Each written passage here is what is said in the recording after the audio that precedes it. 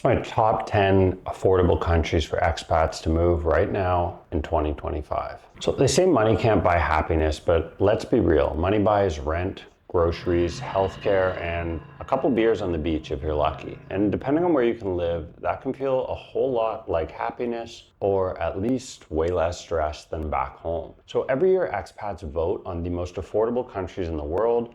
And in 2025, the results are fascinating. Some of these are the places you'd expect, others might really surprise and shock you. But here's the kicker, it's not just about cheap, it's about value. So where you can live on $1,000 or $1,500 a month without feeling like you're giving up your life or quality. Affordability matters. If you're retired, if you're chasing geo arbitrage, if you're trying to stretch that social security check, or just escape $4,000 rent or massive mortgages in Toronto and Melbourne, affordability is everything. So let's count down the top 10 most affordable countries for expats in 2025, and I'll give you my take, the good, the bad, the ugly, and you might want to bring your NordVPN to protect your arse. So stick around, because the country at number 1 isn't just the cheapest, it's also maybe the best to retire early, and it's where your money stretches farther than anywhere else on earth today. So let's count it down according to expats themselves and their own voting preferences, not mine. Number 10, it's Brazil, which I've never been to, but man, is it intriguing. Brazil is gorgeous, there's beaches, there's the Amazon, there's Carnival. It's a full Technicolor dream fever, but affordability, it depends where you land. Rio and Sao Paulo will eat your budget faster than a churrasco buffet, but move inland to cities like Curitiba, Fortaleza, or Florianopolis, and suddenly you're paying $400 rent and $3 for an all-you-can-eat lunch buffet. Brazil shines for lifestyle, sunshine year-round, a culture that knows how to party, and people who actually want to talk to you. But healthcare is a mixed bag, and bureaucracy here makes Vietnam look like Apple Pay. Safety, let's just say you'll want to stick to the right neighborhoods at the right time of day, not night. So let's talk about the best cities for expats in Brazil. Florianopolis is an island city with beaches, nightlife, and a big retiree digital nomad scene. The costs here are probably the thing that's going to draw you in. The rent's around $500 or $600 for a one-bedroom. Groceries, maybe $250 a month. The GDP per capita is just over $10,000, and the cost of living index is 35, which is very low. So are there visa options? Well, let's talk about if you can get here if you're a US citizen. So you can enter visa-free for 90 days. There's no formal retirement visa, but residence options include investment visas for around $150K or a family reunification visa. It's not the cheapest on this list, but if you want big culture, big flavor, and a big lifestyle, Brazil delivers big time. This is one of my favorites in Asia, Malaysia. Did that rhyme? Malaysia doesn't get enough credit, in my opinion. Everyone talks about Thailand and Bali. Vietnam is on the come up. Meanwhile, Malaysia has quietly been offering some of the best value for expats anywhere. Kuala Lumpur has modern condos for $600 a month, English-speaking locals, and some of the best food on the planet. Malay, Chinese, Indian, all on one street with that old British colonial influence. The Malaysia My Second Home visa used to be one of the most retiree-friendly in Asia. It's much more expensive now, but it's still one of the better long-term stay options. The healthcare, excellent. Penang's hospitals are world-class, KL's are better. You'll pay a fraction of what you'd pay back home in the US. And then there's the food, from nasi lemak for breakfast, the banana leaf curry for lunch, satay for dinner. Your arteries might not always thank you, but your wallet will. And there's not a big alcohol consumption culture here either. The best city for expats, in my opinion, is Penang. Relaxed island life, great food, English widely spoken, all through Georgetown. And the costs here aren't just reasonable, they're downright impressive. Rent for $400 to $500, groceries a couple $100. The GDP per capita is 13,000, and the cost of living sits at 38 on the index, so just a touch higher than in Brazil. For visas, again, we mentioned the MM2H program. There's also a digital nomad visa option. These also vary by state and location within the country, so you'll have to do your research. The tourist visa for Americans lasts 90 days and it's free. Affiliate tie-in, okay. If you're hopping around Southeast Asia, this is where a Wise card or an AirAsia Move app can really help you out and pay for itself. Cheap flights, cheap eats, smooth money transfers, no ATMs. Malaysia should be all about convenience, so using those type of financial products for bookings, for paying, is really going to help you out. Number 8 is my old hometown, Mexico. Mexico is two countries at once. On the one hand, you've got expat heavy spots like Playa del Carmen, San Miguel Allende, Puerto Vallarta, where every second person is from Ohio or Ontario, and prices just creep higher every year. On the other hand, you have Oaxaca, Merida, Guadalajara, Guanajuato, places where life is still cheap. Tacos are 50 cents and your rent is under 500 bucks. Healthcare is surprisingly solid. Dental tourism here is legendary. A cleaning or a crown costs less than your US copay. And let's be real, the food, tacos al pastor, mole, pozole, this is one of the best food countries in the world, period. But safety is a real concern. Cartels don't usually care about retirees, but you'll want to be street smart and pick the right neighborhood, even just to walk home at night. One of the best up-and-coming cities for expats, I think, is Merida. It's safe, historic, affordable, with a strong expat community. Rent, $350 to $500 should get you by. Groceries, probably $250 to $300. The GDP per capita is only 11,000, and the cost of living index is 35. So it's right there in line with Brazil. And visa options, the US citizens get a 180-day tourist visa. Retirement temporary residency requires quite a bit more money, and it does get more and more expensive. So you're gonna have to look up what it is right now.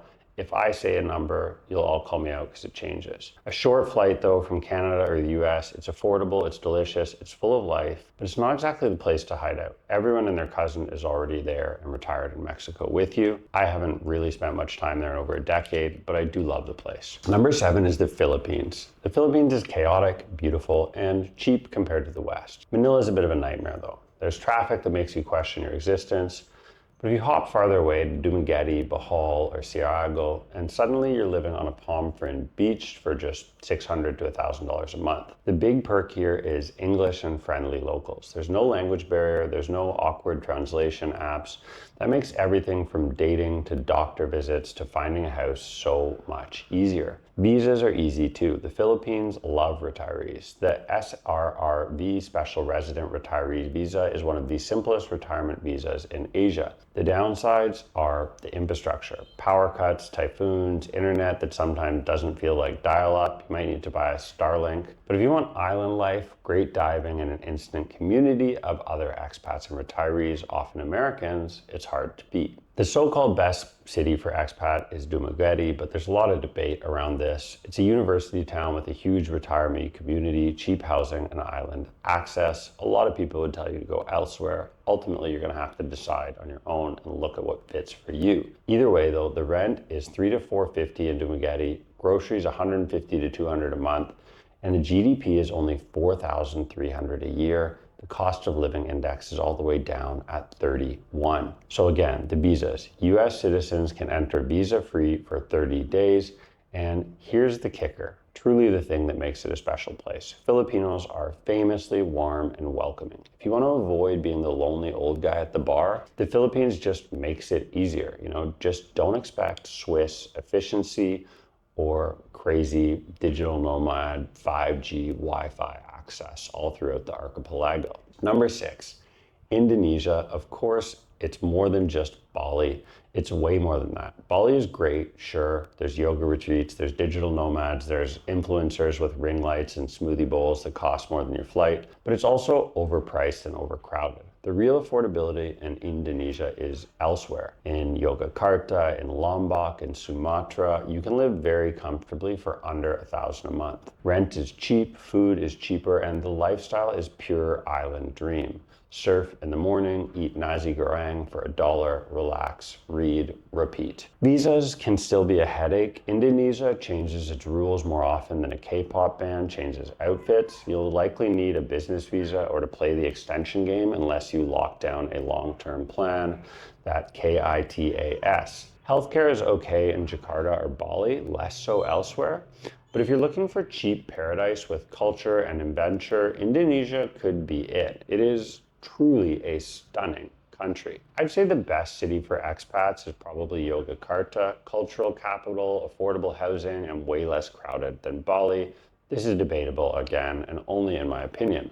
But the reality of costs here is that rent is $250 to $300 a month, groceries $5 a day, maybe $150 a month. The GDP per capita is just 5,400, and the cost of living index is 35. There's no true retirement visa, but that long stay retirement KITAS exists for 55 plusers with $1,500 a month in monthly income. Tourist visas, again, for Americans are 30 days, but they're extendable. So this is where a VPN like NordVPN can seriously save your ass, because internet can be spotty in these places in Asia, sites get blocked randomly, and you'll want security when you're working from a Warung cafe, whether it's Philippines, Indonesia, or it's in Vietnam, where I am.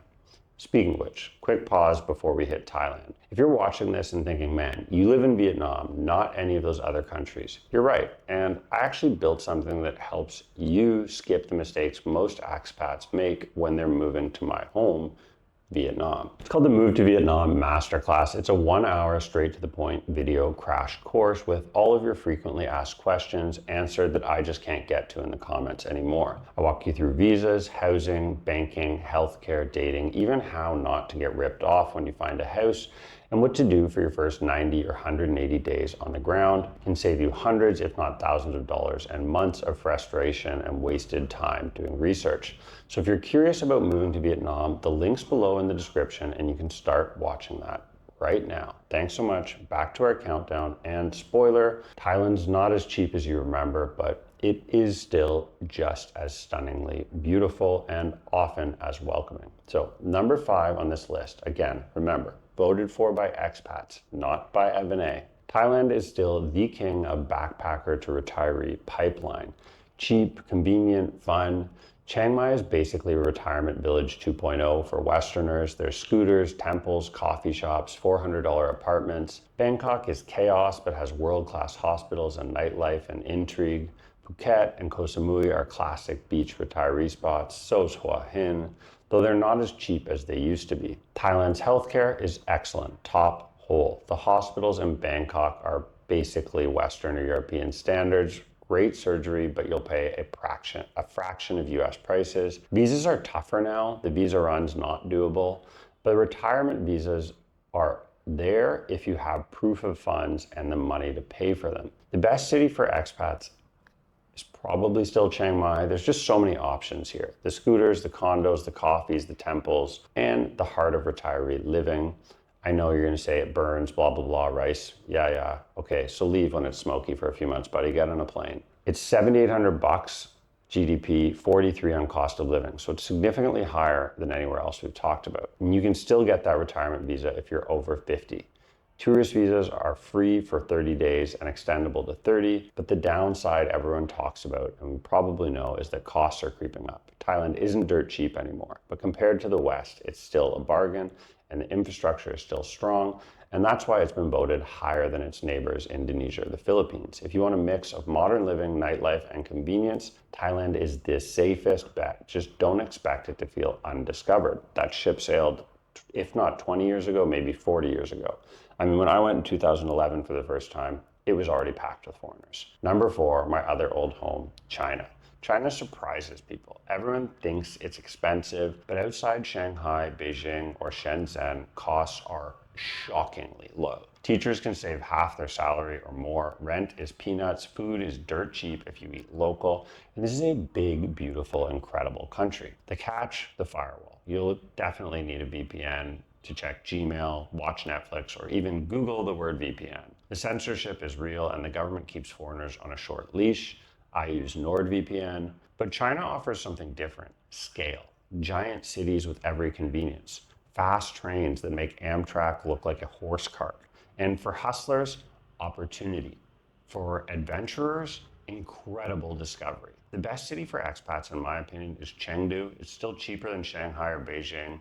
Incredible spicy food, beautiful town, a big expat community. Rent for $300 to $500, groceries $150. The GDP here is 13,700. Cost of living index 40, so less than Thailand, higher than other spots. There's no retirement visa. Tourist visas are 30 to 90 days. You're probably gonna need a work or a student visa. I got a multi-entry 10-year visa that lasts as long as my passport in 2016, and it only took a few weeks and cost me a few $100 back home in Canada. So look, I get it. China's not for everyone.